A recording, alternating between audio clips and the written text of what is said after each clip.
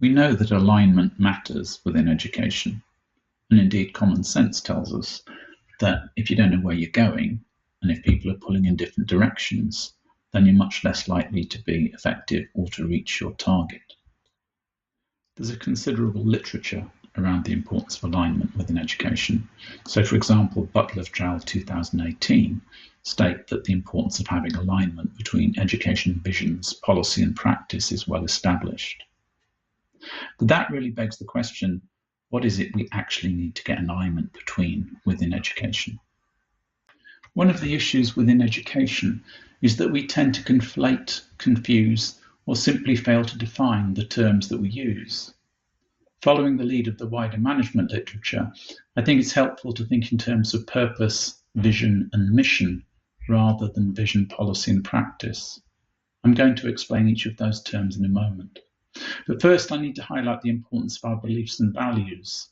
They underpin purpose, vision, and mission. I've represented beliefs and values within an iceberg to emphasize that our values and beliefs are often tacit.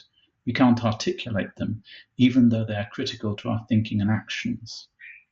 Okay, let's now look at what I mean by purpose, vision, and mission. Purpose. Purpose is your why. It underpins what you do and is underpinned by your values and beliefs. Your purpose provides a rationale that guides your actions. Achieving your purpose is fulfilling. Let's look at an example from outside education, with John F. Kennedy's call in 1961 for the USA to invest billions of dollars in getting a man to the moon. The Cold War was at its height, and the Soviet Union, as it was then, had launched the first successful satellite into space.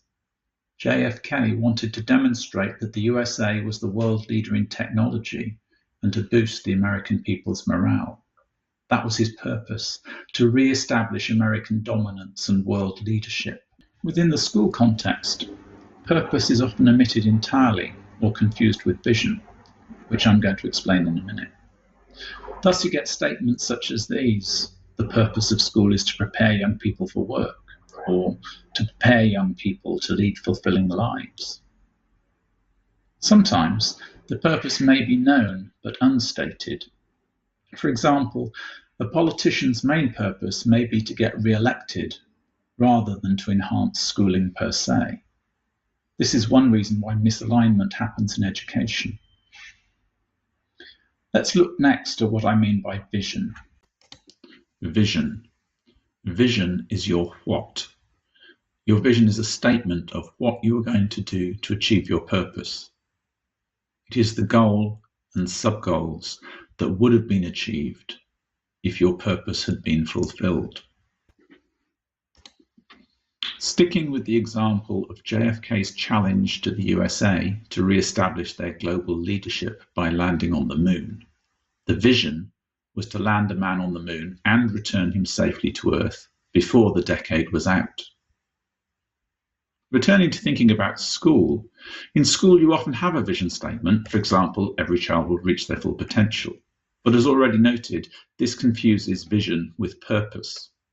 For schools, the true statement of their vision is the specified curriculum. The curriculum sets out the targets that schools should be aiming for. It specifies the goals that young people are expected to achieve in school. Let's look next at what I mean by mission. Mission. Mission is the how. Your mission sets out how you're going to achieve your vision. It sets out the mechanisms through which your vision will be achieved. Returning to the example of getting a man to the moon and back, the mission was to invest billions of dollars in NASA so that they could build a rocket to take a man to the moon and back.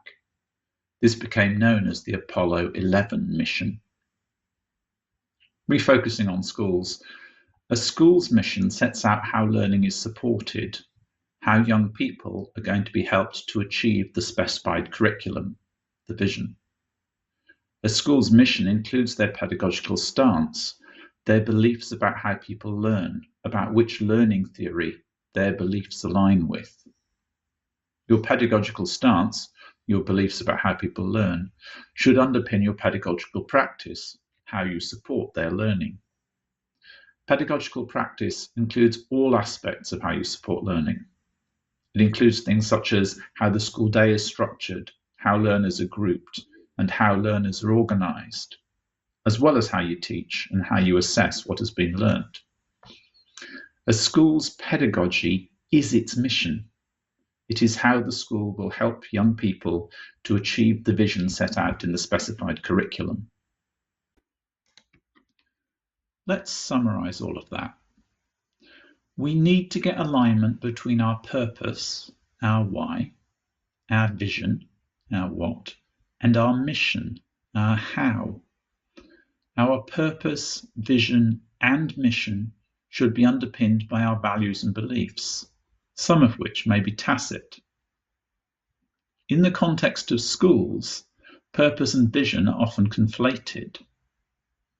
The specified curriculum is the key vision statement for schools. It sets out what they need to achieve. A school's mission is its pedagogy, which encompasses all aspects of how learning is supported, including the pedagogical stance, which should underpin the pedagogical practice. Okay, that's it for this session. I'm Peter Twining, the Director of Belief to Practice Pty Limited. If you found this exploration of alignment in schools helpful or thought-provoking, then you'll want to watch the next episode, which is on misalignment in schools. You can access it on the halfbaked.education website. Follow the link on the screen. Thank you for watching.